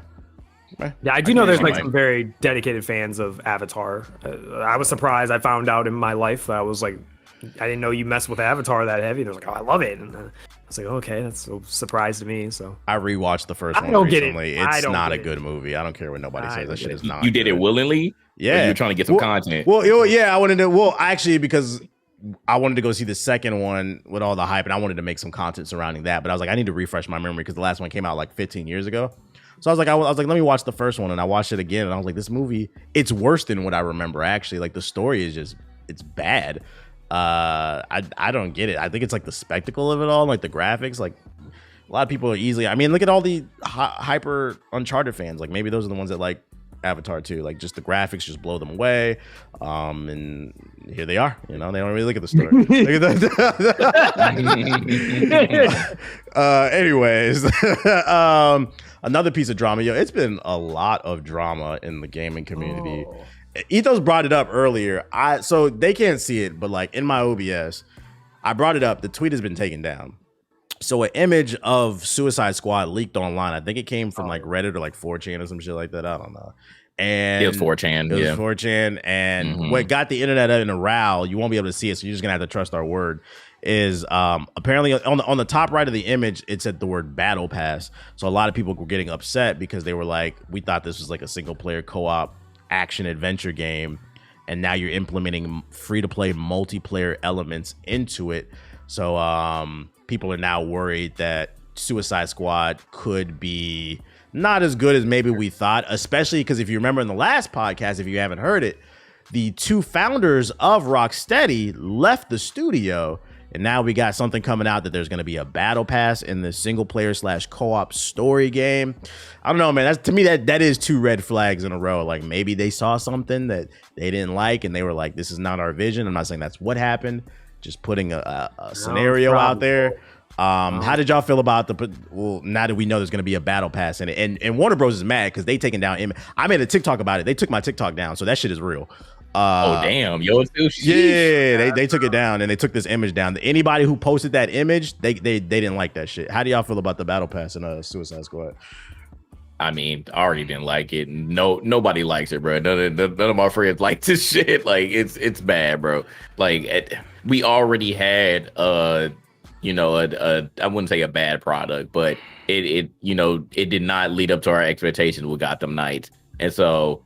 I think, especially us, I think we talked about it already. We were like, okay, well, if Gotham Knights is like this, then what is Suicide Squad going to be like? We're just hoping that Suicide Squad ends up being a better product. And then you see this, so it's like, damn, like, did you already not just hear what everybody said about this? Like, did you not see what people were saying about Gotham Knights? Like, why are you continuously putting things in the game that people just don't want? Like, at the end of the day, we just want a standard linear action game. Like not everything has to be an RPG, not everything has to have a 2 to 5 year plan. Like people aren't going to play this game that long, so why would you add a battle pass to it? Why are you adding all these weird RPG elements that just nobody cares about? Like even if the battle pass is cosmetics, it'll be a little bit better, fuck but that. Still, fuck but that, still, dog. no, because if the game is $70, that's the problem. If the game is $70 and I'm running through this story co-op game with my friends, now I gotta buy a $10 battle pass to get some extra skins that should have been unlockable from playing the story. That's the problem. It's okay in PvP free-to-play multiplayer games. We can't defend. Fuck that, dog. Yeah, no, I agree. I agree. That's free. What if it's not paid? Would you still be mad about it? If it was free. Depends. Like, I don't want to do challenges either in my story shit either. I just want to play the game. Hey, like, I gotta do dailies for my new co-op game. Like, get the fuck out of here. I feel like it'd be more about the principle at that point. Like, yeah, it shouldn't be in there. Period. Like, in the battle pass, it just screams like you're going to bring all these other weird elements that just nobody wants in a game. Like, we just want a linear experience back. Like, I just want a standard beat 'em up shooter co-op game. I don't want all of this RPG stuff. Like some games just aren't meant to have these type of elements there, and a battle pass just screams. And you can clearly see what happened. If T-Bage's TikTok got put down, this tweet got put down. Like they don't want the negative press, and they're striking everybody for it. So it's so many red flags around this game right now. I'm just going to be cautiously optimistic at this point because it's looking bad. So let's take a bet right now. When this game drops this year, right? Do we think it's going to be better than Avengers, the same as Avengers, or worse than Avengers? Based off the trailer, like when they was jumping off, based off the trailer, the bar is low, bro. Based off the trailer we saw when they was jumping around the building, that initial gameplay looked cool as hell. That alone looked better than the Avengers, bro. The graphics look better than the Avengers. I feel like it's still going to be better than the Avengers, dog. Like, I don't know. I guess people were expecting, like, hoping it would be like Spider-Man quality, but now I think that's kind of shot down now. Now people are like, it's not going to be like Spider-Man, how Spider-Man PS4 was now. I'm guessing that's what the take is now. So now it's like not as good as Spider-Man, but not as bad as Avengers. So in between that, that's where we're at now. If this battle pass crap is still in there and they don't take it out, like especially after getting all this negative press, I think it's going to be worse. I think it's going to be worse than Avengers because people are going to absolutely crap on the game. DC already getting the bad rap. Because of Gotham Knights. You got Gotham Knights. You got DC as a whole with what they've been doing with the movie. So if this game ends up being crap, they're going to shit on it even more than Avengers. They give Marvel a pass because the movies are good. If that battle pass is bad too, or if they don't take it out, it could be worse than Gotham Knights because, like, I don't know if y'all like the narrative around Gotham Knights constantly in the comment section of every video I would watch is, man, fuck this game. Wait for the real game to come out from Rocksteady. So like people are putting like their hopes and their dreams behind Suicide Squad. So when you let somebody down that bad and we see how the internet is mad emotional, I feel like it could potentially be worse than Gotham Knights, like the backlash that it catches because people want it to win basically. But we gonna see when it come out. When that game's supposed to come out? It's probably like soon, ain't it? Let's see. What's that giant? I'll look it up like every single time. Suicide Squad. I don't know. I can't. The movie comes up, bro. What the fuck? The game, Suicide Squad game. It just says 2023 when I search it. Yeah. I thought it had a release date. I guess I kept looking it up. I want to say May, but I might be wrong. I wanted to say March. I'm probably wrong too. I'm probably thinking of May 26th is what Wikipedia says. So we'll see. We gon' heating the summer up. I got some funny news for you guys. Well, this isn't funny. So it's hilarious. The past week, the initial story. The past week, there's been a lot of like layoffs in the tech space, Facebook, Microsoft, and then like smaller companies as well. They've been laying off a lot of people. Microsoft laid off 10,000 of its employees. And in the midst of all that layoffs, since Xbox is a subsidiary of Microsoft, there were rumors that Microsoft relieved 343 Industries of their duties of making Halo games. And the rumor read that it was because they weren't happy with the sales and the quality of the game, like most of the fans. I mean, they've been making Halo since Halo 4, and they have not made one good one. And then literally 2 days later, 343 I guess they saw the rumors. They heard everybody had their name in their mouth. They put out a statement, and they said on Twitter, the official statement is, Halo and Master Chief are here to stay. 343 Industries will continue to develop Halo now and in the future, including epic stories, multiplayer, and more of what makes Halo great. And that comes from the head of studio, Pierre. So basically, translation, no, we're still here to ruin the franchise. Who told you that we got fired? So how do you guys feel to know that Halo is still being made by 343? You guys excited? I mean, if you look at the comments of this tweet, nobody's excited. They put L all in the comments, and that's maybe just because 343, bro. Nobody's excited about this. Oh my god, bro! I hate to see people lose their jobs, but this is one. If there's a group of people that need to lose their jobs, bro. And I didn't say that, bro. I'm not saying that. I'm not saying nothing. I'll say it. I do not care because listen, Halo 4, Halo 5, Halo Infinite. You guys have had multiple. Oh no, you missed one. Which one? The Master Chief Collection. Oh, because that shit ran like dog shit at launch too. They've made 4 Halo games and they all suck. Like if you're bad, listen, JG. You just got promoted, right? Why'd you get promoted? Oh, matter of fact, congratulations to you. Let people know your new. Let people know. Yeah, we manager status now, so I get to boss people around. But yeah, it was because I'm at least good at my job, or at least decent enough to at least be able to run things, right? Like I do a decent job to run the IT organization. Yeah. So if you were to perform, say, bad on a consistent basis, Let's say the network went down and you didn't fix it. My VCR didn't work. Yeah, man. Like, but they took you a year to get the network up and running. Yeah, my CEO will be like, "What the fuck? Like, why do I even get you this job in the first place? Like, yeah, you doing a terrible job as a manager. You're fired." Have you seen that TikTok? Did you ever see that TikTok trend of the Avengers when they're sitting at the table and they're watching a video? And it's just like all of them just sitting there, like, and they're watching like somebody who's just like goofing around or whatever it is. I was like, that's what I feel like. It's kind of like with 343. Yeah, that is a good point though. Like TBH, if 343 consistently messed up the franchise with 4 separate games, right? It's like, all right, we'll give you the pass on the first one because Bungie literally just handed you the reins, right? And it was like, all right, finish our Halo 3, and then now you're going to be tasked with making your own and continuing the Master Chief, legacy, right? And it's just consistently bad and bad and bad. Like, at what point are you like, bro, like, what are you doing? Can you please either make a good one, or we're going to give this franchise to someone else who can? Yeah, I'm strictly saying fire them because they've had more than enough chances. What's that saying? Fool me once, shame on me. Fool me twice, shame on me. But fool me a third time, then it's a shame. But they've done it 4 times. And I think what's fascinating about this is if there's one thing we know, Microsoft like to make money. Like, all of a sudden y'all don't like to make money. Y'all like the shit they're making. Like, what? The fan base don't like it. Speaking of George W. Bush quotes, so I kind of funny because it's very similar to this. It seems like it took Halo to go to the shitter for them to then have a black man in charge of the ship. So I'm praying for you, Pierre, man. They put you in charge of this. You gotta not only fix Halo Infinite, but now whatever the future of Halo is, you're the face of it now. So. That's messed up, bro. That's messed up. Yeah, no, you gonna put him in there just for him to fail every time. Wait. Black people to fix it every time. Don't forget the Halo TV show too.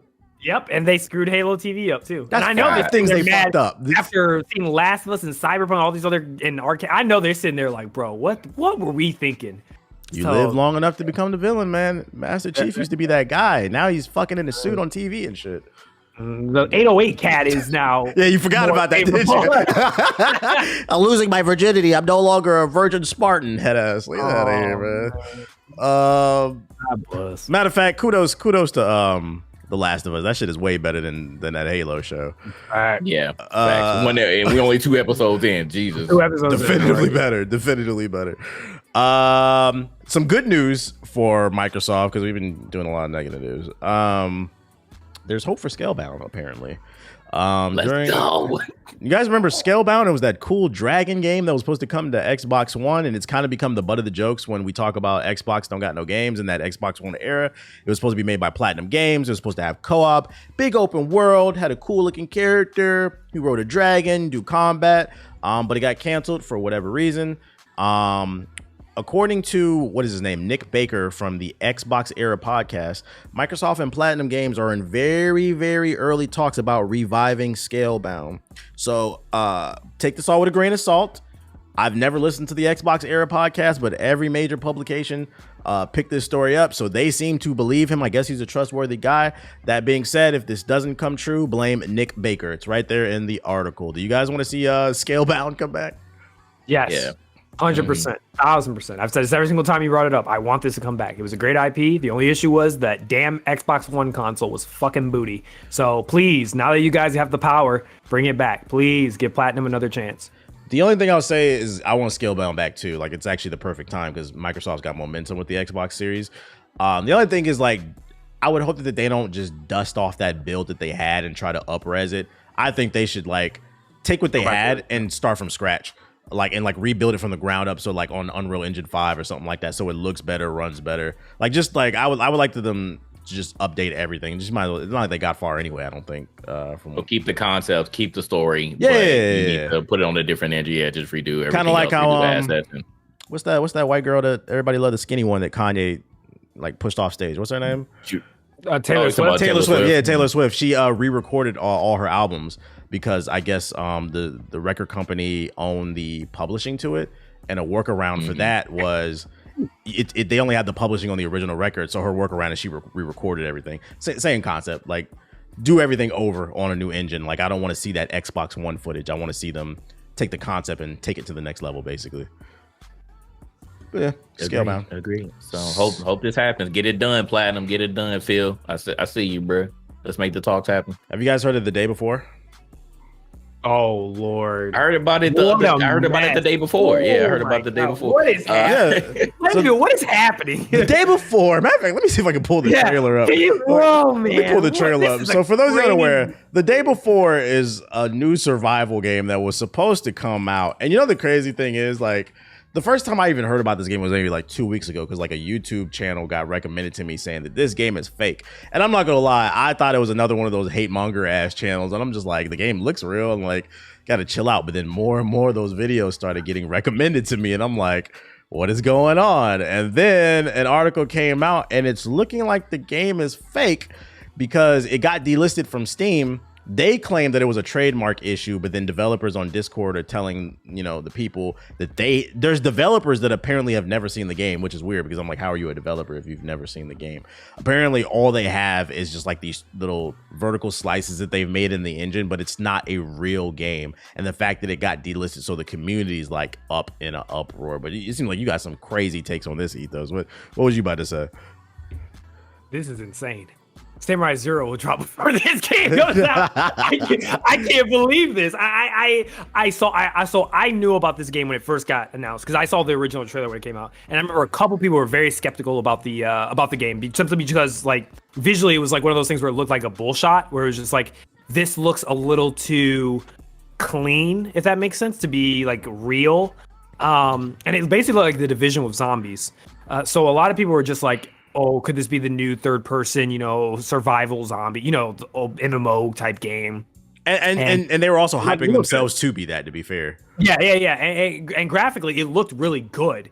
But then like it went silent for a long time. Then people were like, well, when are you going to show gameplay? Because they were showing clips that looked like gameplay. It wasn't like they just showed CGI. There was like clips and samples of them showing gameplay.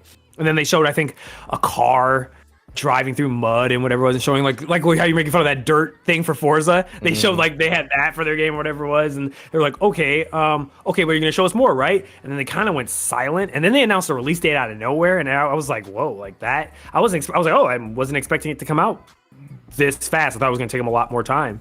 And then, like what you said, then things started to act weird. First, they delayed it, and I was like, oh yeah, the game's probably unoptimized. Then they had the trademark and stuff, and legally, I can't say everything, but as a person that has a game on Steam, the answers they are giving people aren't adding up from my experience using that platform behind the scenes. I legally can't tell you how all the bells and whistles work, but what I can tell you is, I don't know if a bug would do that, and trademark-wise, We'll give them context for those that don't know about because they were claiming that the reason the game got delisted originally was because they were updating the servers and there was a bug where the game got removed because of it. And apparently they were saying in the Discord that it's a very popular and known bug for a game to be dislisted while they're updating the servers. The game will be back in very soon. That's what they were saying. I've had Samurai Zero in the back end for almost a year, about a year now. I'll call BS on that. That has never been an issue in my experience, not once. So I don't believe you.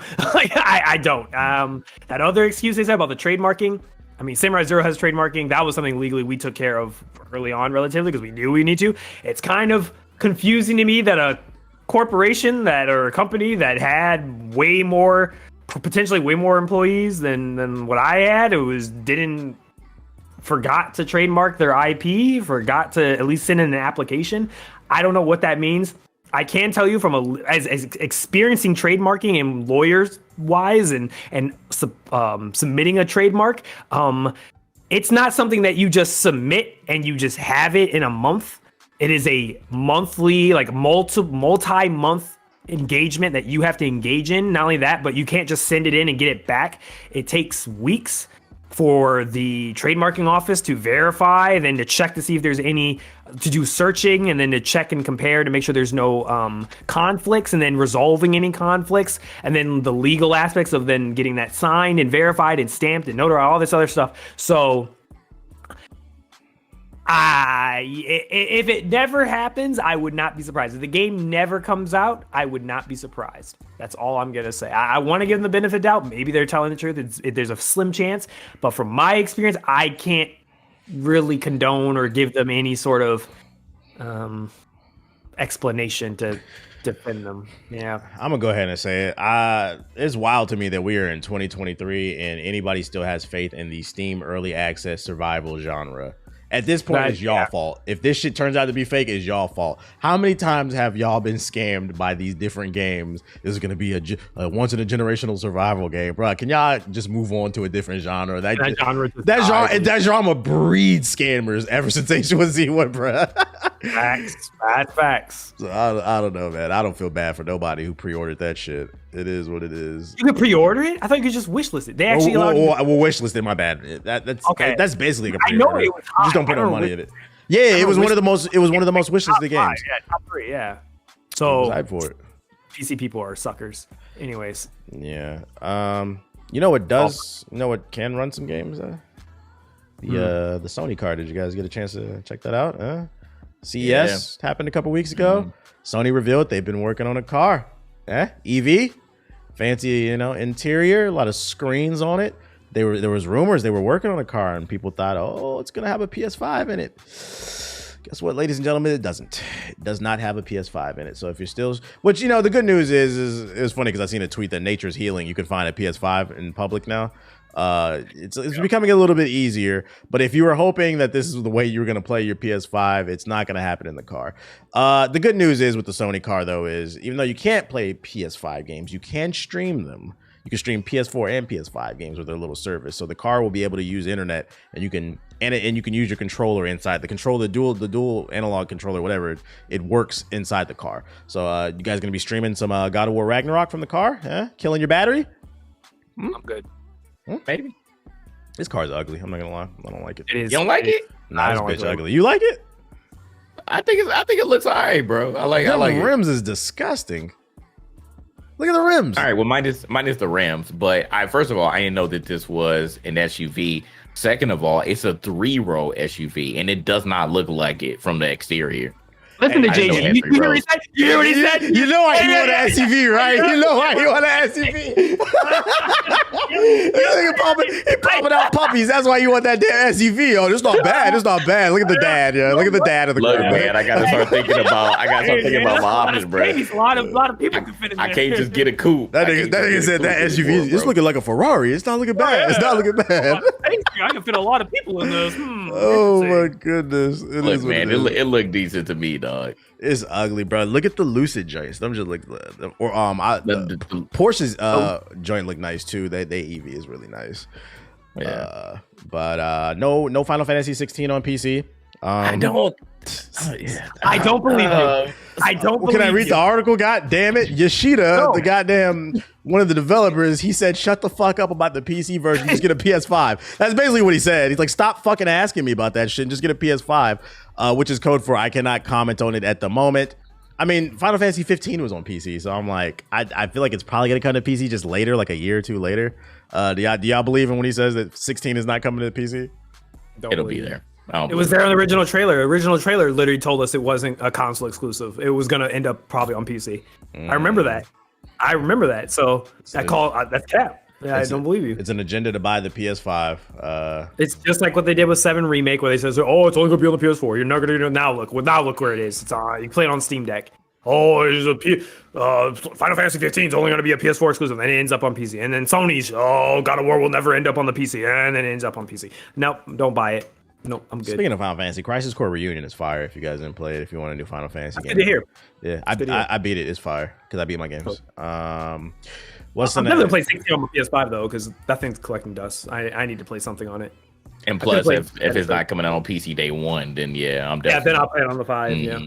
But if it's gonna come out literally in 6 months, I might just wait. That's why I've been playing a lot of my multiplats on Xbox. Like I need a reason to play these games, and I'm gonna be honest. Like at this point, like most of these console games are comparable to the PC. Like there hasn't been like a crazy jump from PC yet recently, so like they're pretty comparable. So I'm like, I'm I'm cool with running it if it on console if it's optimized. That's why I've been playing on Xbox and PlayStation. The only thing I agree with you. The only thing that's holding me back from like playing on my PS5 and Xbox has been just two things. One is just like Dead Space was a good example. I was gonna get on my PS5. Same thing with Stray, but then I just remembered two things. One was I wouldn't be able to play it with like a super ultra wide, so I was like, well, I kind of want to play it fully immersed. And the second thing was the Steam Deck. The Steam Deck has literally been the one factor, the big factor that has like made me not buy stuff on consoles. Like if ever I see it on Steam, I check a video. If people are like, yeah, I can play on Steam Deck, I get on Steam every single time. So yeah, unfortunate. My consoles are going to be collecting more dust until it's how you feel about all them Steam Deck competitors? I've been seeing a lot of videos about those on YouTube on my algorithm, like they're not Air and shit. Yeah, they're not compatible. They're not comparable simply just because none of them can fight Steam Deck's price. That's always been the problem. Like all of them, it's true. They're more powerful. They have a better CPU. They have better RAM or something like that, or better GPU inside them. But the problem that all these competitors have is they want you to pay $1,800 for it. They want you to pay $1,200 for it, and it's like Steam Deck's sitting there at $400. It's like you can't compete with that price. That's the main reason. Also, I think the Steam Deck, I personally like the thumbsticks and the controls a lot better. I did get a chance to play on the IO Neo or whatever it is. Someone had it once, so I had a chance to play it. Wasn't a fan of the thumbsticks, but that's the main reason why they're not comparable. But if you got the money, they're worth it. If you got a stack to blow, then yeah, they're worth it. Still don't find a reason to buy a Steam Deck. One day I'll probably get maybe second, third generation, but like when you travel, maybe when things open up a little bit more, like, but still, you'll understand when you travel. Next time, if we travel somewhere, if we're together going somewhere, I'll bring it. I'll just let you just mess with it for 2 days. I've held one before.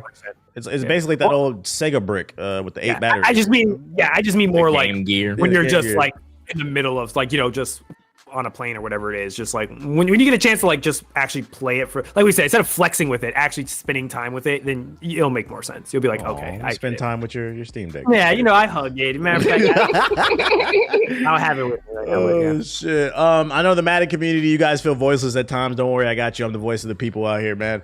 Apparently, 60% of players had corrupted files in Madden. This happened way back in December, and nobody was talking about it.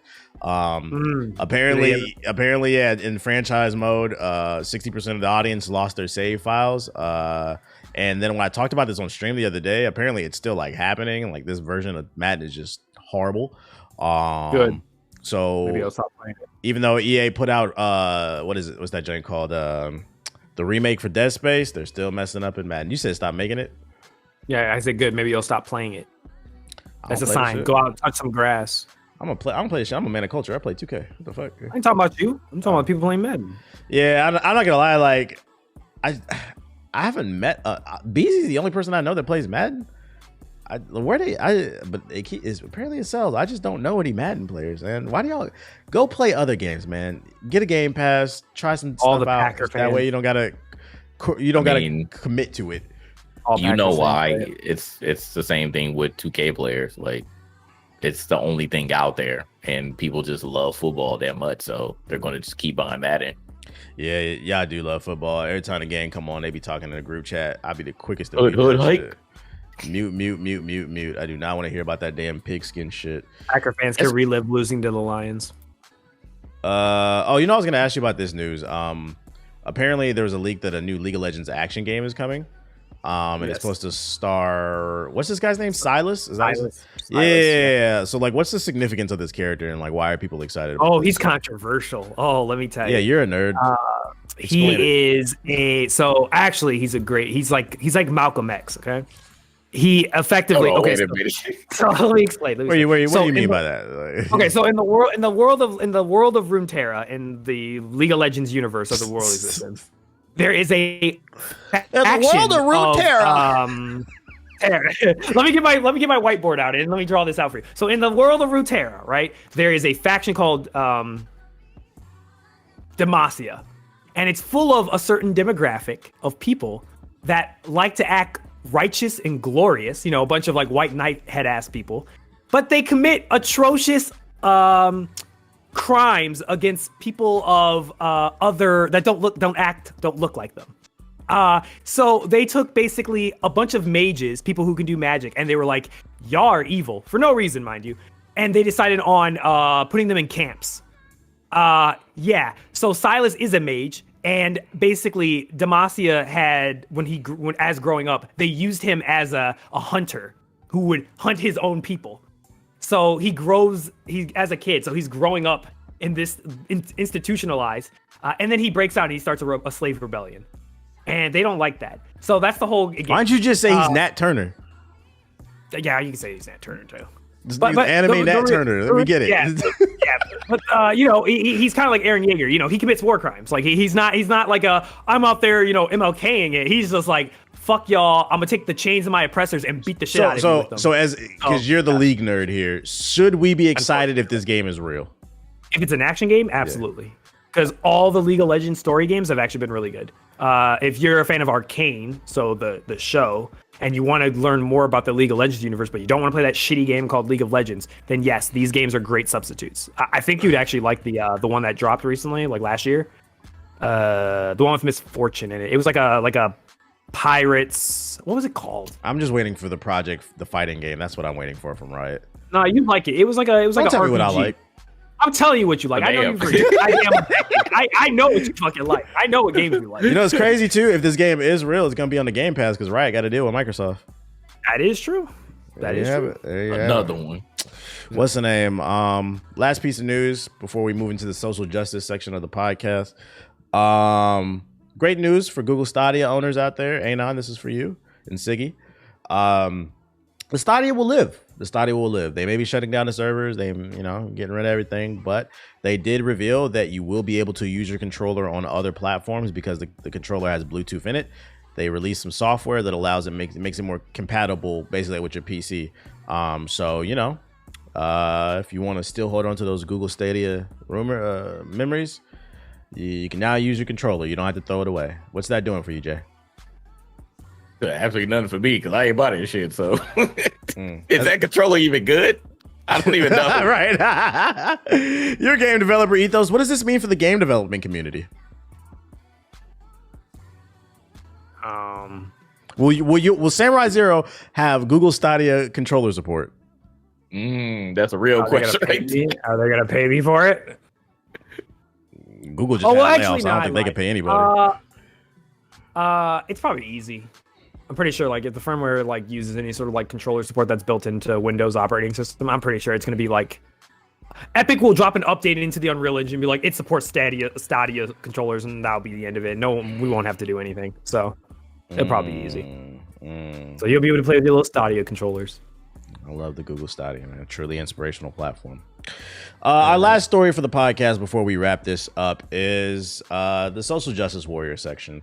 Now, during a rant on Fox News, I think it was Fox and Friends, one of the little shitty ass shows, they were ranting about Eminem's going woke, being inclusive. They're rebranding the Eminem characters and to have different make it so everybody can identify with an Eminem, which is weird in itself because it's fucking chocolate. Who cares? But anyways, in that rant, towards the end, they started ranting about how Xbox also went woke. And for those of you unaware, people who watch Fox News have a saying that goes, if you go woke, you will go broke. So the reason why they said Xbox is now woke is because Microsoft just implemented a new feature into the Xbox that slows down the boot time on your Xbox Series X or S. In exchange, it makes it more green efficient. You release less toxins into the atmosphere. In exchange for, instead of your Xbox booting up in 3 seconds, it now boots up in 4. So they went on this whole rant on Fox News about how they're trying to invade the minds of children, trying to make them, woke, Gen Z, millennials, out to threaten their cul-de-sac way of life. What's that doing for you, Ethos? Hold on. First of all, you're asking the wrong person. You asked the Mr. SJW. Oh, my bad. Yeah, my bad. SJW Warrior. JG. What's that doing for you? I mean, I thought this was an SNL skit when I first saw it. I was like, y'all for real with this? But then I was like, it's Fox News. So Fox News is definitely an SNL skit. They're a freaking joke. I didn't know that Xboxes were destroying the environment. So that's good to know. So shout out to Microsoft for changing the boot by 1 second, but that 1 second will help to not destroy the earth. All right, so there you go. That's all I have to say about it. It's a freaking mess, bro. Why is this news? And what about you, Ethos? I guess it's stupid. It's very stupid. It just shows a bunch of boomers that have no idea what they're talking about when we were younger, going into the system was wearing leather and stuff. In convertibles. I don't know what's going on here. Laptops have done this for years. Your laptop goes into sleep mode, power saving mode. It's not even like, I'm sorry that I want to like save money on my like electricity and not have my like all my electronics eating up the, you know, all my electricity constantly and making my bill higher. I don't know why you wouldn't want this. This seems kind of stupid. So yeah, just stupid people saying stupid shit. This is a weird thing to be mad about.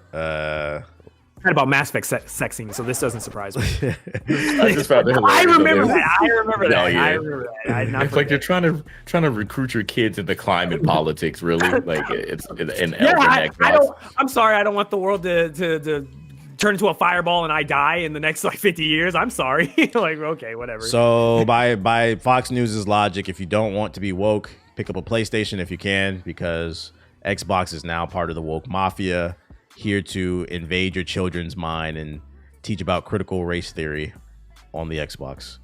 That's all I got on the show notes. Do you guys have anything else you want to add to the show before we wrap this one up? Did I forget anything? I think that was it. Okay. I'll take that as that was it then. All right then, Ethos, you got the show floor. What is your closing statement for Gaming Illuminati episode 138? Go. Hey, shout outs to everybody. I want to give a special shout outs to all the Last of Us fans who are listening to this that hate my guts. I just want to say that's crazy how you could be riding on Last of Us and still you didn't get a special backpack or a special jacket, but I did. And I'm going to wear that. I'm going to wear it. Matter of fact, every time I criticize Last of Us, I'm going to be wearing that just to remind you that I'm better than you. Okay, that's it. All right, JG. I'm joking. I'm being completely sarcastic. I hope for people who are actually think I'm serious, I'm completely being sarcastic. But go ahead. Half the people don't even know what you're talking about. They don't know about that weird. I know. What's the name? JG, what's your closing statement for episode 138? Go.